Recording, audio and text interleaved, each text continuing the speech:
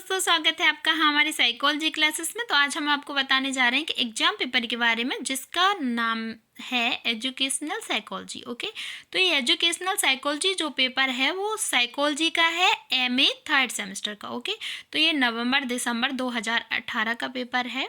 ठीक है, अब यहाँ पे क्या है कि आप देख सकते हैं ये नवंबर दिसंबर इसलिए लिखा हुआ है क्योंकि ये हो सकता है कि एग्जाम पेपर नवंबर में करवाया गया होगा या दिसंबर में। ओके, तो अब यहाँ पे देख सकते हैं आप, देखो यहाँ पे एजुकेशन साइकोलॉजी लिखा हुआ है। एजुकेशन साइकोलॉजी का पेपर है ये, शिक्षा मनोविज्ञान का। और देखिए यहाँ पे आप इसका जो टाइम है वो टाइम 3 आवर्स दिया जाता है आपको, 3 घंटे का समय दिया जाता है। और मैक्सिमम मार्क्स हैं वो आपके 85 है फॉर रेगुलर स्टूडेंट्स। आप और जो अदर एग्जाम पेपर मैंने अपलोड किया आप उसमें देख सकते हैं कि यहाँ पर रेगुलर स्टूडेंट के लिए लिखा हुआ है और प्राइवेट स्टूडेंट के लिए भी लिखा हुआ है, लेकिन कुछ एग्जाम पेपर में नहीं रहता है, वहाँ पर भी हमने बोल के बताया है। ठीक है, तो यहाँ पे देखिए 85 मार्क्स फॉर रेगुलर स्टूडेंट के लिए, मिनिमम पास मार्क्स आपके 29 है। ठीक है, तो यहाँ पे पास मार्क्स क्या है आपके 29 और मैक्सिमम मार्क्स आपके 100 है फॉर प्राइवेट स्टूडेंट और मिनिमम पास मार्क्स 34 है। ठीक है, अब यहाँ पे क्या है, कुछ स्टूडेंट्स की एक कन्फ्यूज़न होती है, वो कहते हैं रेगुलर स्टूडेंट कौन है, कैसे पता चलता है कि। ठीक है, तो यहाँ पे क्या है कि जो रेगुलर स्टूडेंट होते हैं, देखो कुछ स्टूडेंट की कन्फ्यूज़न रहती है, सभी की नहीं। ठीक है, तो यहाँ पे हम बता देते हैं आपको कि यहाँ पे जो रेगुलर स्टूडेंट होते हैं उनके क्या है, इंटरनल असाइनमेंट जो होते हैं वो करवाए जाते हैं। ठीक है, जैसे कि जिन्हें सीसीई भी बोला जाता है, यहाँ पे इंटरनल असाइनमेंट होते हैं।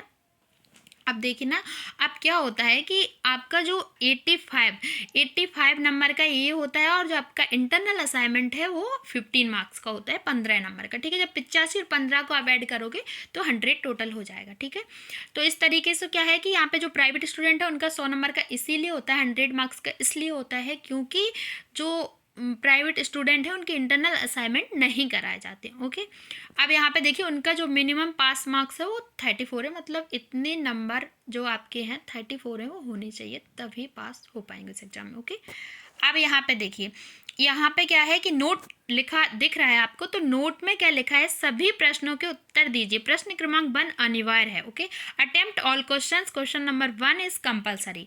किन्हीं 5 प्रश्नों के उत्तर दीजिए अधिकतम 50 शब्दों में। तो यहाँ पे उन्होंने आपको जो है, देखो attempt any 5 questions maximum in 50 word, वो यहाँ पे इन्होंने क्या है, वर्ड लिमिट दे रखी है आपको, शब्द सीमा दे रखी है कि आपको 50 शब्द में ही आंसर देना है। अब यहाँ पे क्या है, ये शॉर्ट आंसर टाइप क्वेश्चन है आपके, लघु उत्तरीय प्रश्न बोलते हैं जिन्हें। ठीक है, तो यहाँ पे शॉर्ट आंसर टाइप जो आपका 5 नंबर का एक क्वेश्चन है। ठीक है, यहाँ पे 5 नंबर का दिया होगा, कभी कभी ये लोग 3 नंबर का भी दे देते हैं। तो जो आपका लॉन्ग आंसर टाइप क्वेश्चन होता है उसको ये ज़्यादा नंबर का दे देते हैं। ठीक है, जैसे अगर इन्होंने यहाँ पे 3 का पूछा तो हो सकता है वहाँ पे 13 या ऐसे कुछ पूछ लेते हैं, 14 नंबर का। ठीक है, अब हाँ 14 नंबर का पूछेंगे। अगर 12 नंबर का, जैसे यहाँ पे अगर इन्होंने जो रेगुलर स्टूडेंट के लिए जो अगर इन्होंने शॉर्ट आंसर टाइप क्वेश्चन है जो 3 नंबर का अगर पूछा है 3 मार्क्स का, तो वहाँ पे ये जो आपका लॉन्ग आंसर टाइप क्वेश्चन है वो आपका 14 मार्क्स का पूछेंगे। ठीक है, क्योंकि यहाँ से 5 में से आपका ये समझ लो, वैसे 5 नंबर का पूछा जाता है, 5 में से 3 मार्क्स का अगर ये पूछ रहे हैं तो ये उधर 12 मार्क्स, अगर यहाँ पे 5 का पूछेंगे तो आपका जो लॉन्ग आंसर टाइप क्वेश्चन है वो 12 मार्क्स का पूछेंगे। ठीक है, इस तरीके का प्रोसेस रहता है। अब यहाँ पे क्या है कि अगर यहाँ पे रेगुलर स्टूडेंट के लिए इन्होंने 3 का पूछा है तो प्राइवेट स्टूडेंट के लिए भी वो ऐसे कुछ पूछते होंगे 4 मार्क्स का या कुछ। ठीक है, तो अब यहाँ पे क्या है कि आप देखिए, शिक्षा मनोविज्ञान का अर्थ व परिभाषा दीजिए। अगर ये क्वेश्चन इन्होंने रेगुलर स्टूडेंट के लिए 5 मार्क्स का पूछा है तो प्राइवेट स्टूडेंट के लिए 6 मार्क्स का पूछ लेते हैं। ठीक है, 6 मार्क्स का रहता है इनका। अब क्या है यहाँ पर देखो, give the meaning and definition of education psychology. अब यहाँ पे नेक्स्ट क्वेश्चन क्या है, नेक्स्ट देखते हैं। नेक्स्ट क्वेश्चन है, शिक्षा मनोविज्ञान के उद्देश्यों का संक्षेप में वर्णन कीजिए। तो शिक्षा मनोविज्ञान के उद्देश्यों का संक्षेप में वर्णन कीजिए। Define objective of educational psychology in brief. अब यहाँ पे नेक्स्ट क्वेश्चन जो आपका है वो एक कुशल शिक्षक की विशेषताएं बताइए। ठीक है, नेक्स्ट क्वेश्चन इन्होंने क्या पूछा है, समस्या समाधान से क्या तात्पर्य है। ठीक है, इसी के बाद फिर आपका नेक्स्ट क्वेश्चन क्या है, अभिप्रेरणा चक्र क्या है, संक्षिप्त वर्णन कीजिए। ठीक है, नेक्स्ट क्वेश्चन आपका है, मानसिक तत्परता से आप क्या समझते हैं। ठीक है, what do you mean by mental set. Next question आपका है, तरकरड़ा का अर्थ समझाइए। ठीक है, तरकड़ा का अर्थ समझाइए। तो explain the meaning of reasoning. Next question है आपका, सीखने से क्या तात्पर्य है, परिभाषा दीजिए। ठीक है, what is mean by learning, give definition. Okay, अब नेक्स्ट क्वेश्चन आपका है, चिंतन में भाषा का महत्व समझाइए। ठीक है, तो explain role of language in learning. अब यहाँ पे क्या है कि विद्यार्थियों की पठन कुशलता सुधारने के उपाय बताइए। ठीक है, अब यहाँ पे ये क्वेश्चन जो पूछा गया है वो आपका जो 1 नंबर का क्वेश्चन था उसका ये लास्ट क्वेश्चन है। तो देखो अब आप यहाँ पे क्या है कि इन्होंने जो 10 क्वेश्चन दिए हैं, 10 में से आपको किसी भी कोई भी 5 प्रश्न के आंसर देना कंपलसरी है। ठीक है, तो यहाँ पे अब आप देख सकते हैं, देखो अब आप यहाँ पे देख सकते हैं कि क्वेश्चन नंबर 2 पूछा गया है। ठीक है, क्वेश्चन नंबर 2 में क्या है कि जो आपका क्वेश्चन नंबर 2 है वो आपका लॉन्ग आंसर टाइप क्वेश्चन है। Okay, long answer type question है। तो लॉन्ग आंसर टाइप क्वेश्चन में क्या है कि यहाँ पे ये आपको अथवा में एक क्वेश्चन देंगे और ये आपका 12 मार्क्स का है। ठीक है, तो यहाँ पे देख सकते हैं अगर ये रेगुलर स्टूडेंट के लिए 12 मार्क्स का दिया गया है तो आपका 14 मार्क्स का प्राइवेट स्टूडेंट के लिए रहेगा। ओके, सीखना किसे कहते हैं, सीखने में पर्यावरणीय कारकों की भूमिका पर प्रकाश डालिए।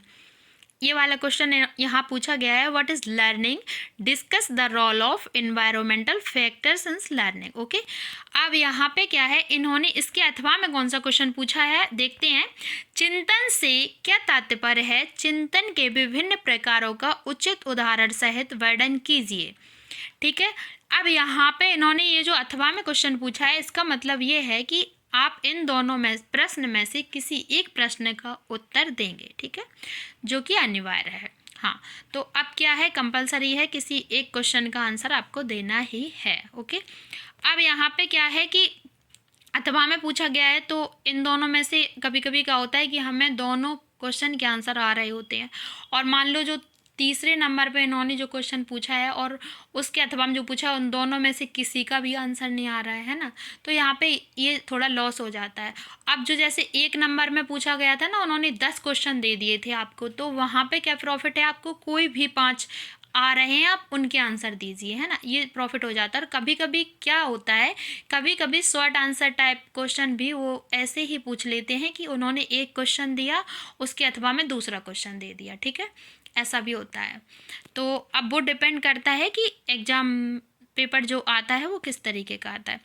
अब देखिए यहाँ पे जो क्वेश्चन है, देखो अथवा में मैंने बता दिया था, ये दूसरे का जो क्वेश्चन था वो अथवा वाला ये था, चिंतन से क्या तात्पर्य है, चिंतन के विभिन्न प्रकारों का उचित उदाहरण सहित वर्णन कीजिए। ठीक है, अब इसके बाद जो तीसरा क्वेश्चन है वो तीसरा क्वेश्चन देखो क्या है, एक कुशल शिक्षक की विशेषताएं व व्यावसायिक विवृद्धि के सूचकों का वर्णन कीजिए। ठीक है, इसके अथवा में उन्होंने क्या पूछा है, इसके अथवा में पूछा है शिक्षक की मानसिक तत्परता से क्या तात्पर्य है, शिक्षक की विभिन्न विधियों का वर्णन कीजिए। ठीक है, तो यहाँ पे इन्होंने वो जो तीसरा क्वेश्चन था उसके अथवा में ये वाला क्वेश्चन पूछ लिया है। अब यहाँ पे यही है कि इन दोनों में से आपको जो आंसर आ रहा है वो आप लिख सकते हैं और कब ऐसा नहीं करना है कि आपको दोनों के आंसर आ रहे हैं तो आप दोनों लिख दो, ऐसा नहीं करना है, ओनली एक का आंसर देना है। ठीक है, और देखिए अब जो नेक्स्ट क्वेश्चन है वो क्या पूछा गया है, नेक्स्ट क्वेश्चन आप देखिए, प्रत्यय व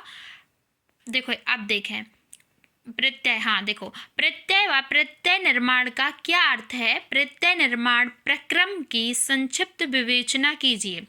ठीक है, तो यहाँ पे इन्होंने इसके अथवा में क्या क्वेश्चन पूछा है देखते हैं, जिज्ञासा का अर्थ व परिभाषा दीजिए, जिज्ञासा के विभिन्न प्रकारों की व्याख्या कीजिए।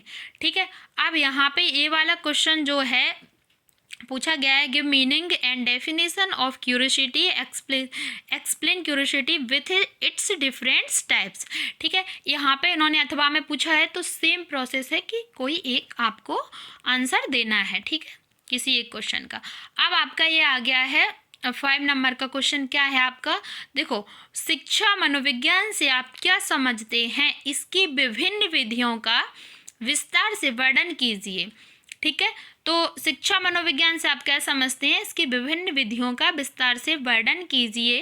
यहाँ पे क्या है, यहाँ के इसके अथवा में देखो, अभी देखेंगे क्या क्वेश्चन पूछा गया है। पहले ये बता दें, what do you mean by educational psychology, define it's different methods in detail. ठीक है, तो यहाँ पे अब इसके अथवा में देखिए क्या पूछा गया है। अथवा में पूछा गया है, भारत के वर्तमान परिदृश्य में शिक्षा व्यवस्था की क्या क्या समस्याएं हैं, विभिन्न सुझावों व समाधान सहित व्याख्या कीजिए, है ना। तो अब यहाँ पे ये क्वेश्चन पूछा गया है। अब इसके बाद देखिए, आप इसके बाद आपका आ गया है 6 नंबर का क्वेश्चन। तो 6 नंबर का क्वेश्चन जो है वो आपका लास्ट क्वेश्चन है। इसके अथवा में भी क्वेश्चन दिया गया है और ये आपका लॉन्ग आंसर टाइप का क्वेश्चन है। ठीक है, लॉन्ग आंसर टाइप क्वेश्चन जो है उसका है। ठीक है, तो देखिए, समस्या समाधान व्यवहार से आप क्या समझते हैं, इसकी विभिन्न विधियां व चरण बताइए। ठीक है, तो यहाँ पे इन्होंने जो क्वेश्चन है वो पूछ लिया है। ठीक है, what do you mean by problem solving behaviour, give its different methods and steps. अब इसके अथवा में इन्होंने कौन सा क्वेश्चन पूछा है आप देख सकते हैं। अथवा में पूछा है, उपलब्धि अभिप्रेरणा से आप क्या समझते हैं, इसका मानव जीवन में क्या महत्व है, उपलब्धि अभिप्रेरणा के विभिन्न कारकों का वर्णन कीजिए। ठीक है, तो यहाँ पे इन्होंने जो है इस तरीके से इस क्वेश्चन को पूछ लिया है, what do you mean by achievement motivation, what is its importance in human life, describe different factors of achievement motivation. ठीक है, तो इस तरीके से क्या है कि आपका ये जो एग्जाम पेपर था, इस तरीके से क्वेश्चन पूछे गए थे। इसमें शॉर्ट आंसर टाइप थे, लॉन्ग आंसर टाइप थे। आई होप आप सभी को समझ में आ गया होगा। मैंने आपको पूरे क्वेश्चन पेपर के जो क्वेश्चन थे वो रीड करके बता दिए हैं। ठीक है, थैंक यू सो मच। मिलते हैं नेक्स्ट वीडियो में, तब तक के लिए चैनल को सब्सक्राइब जरूर करें, वीडियो को लाइक और कमेंट और शेयर करना बिल्कुल ना भूलें। Thank you so much.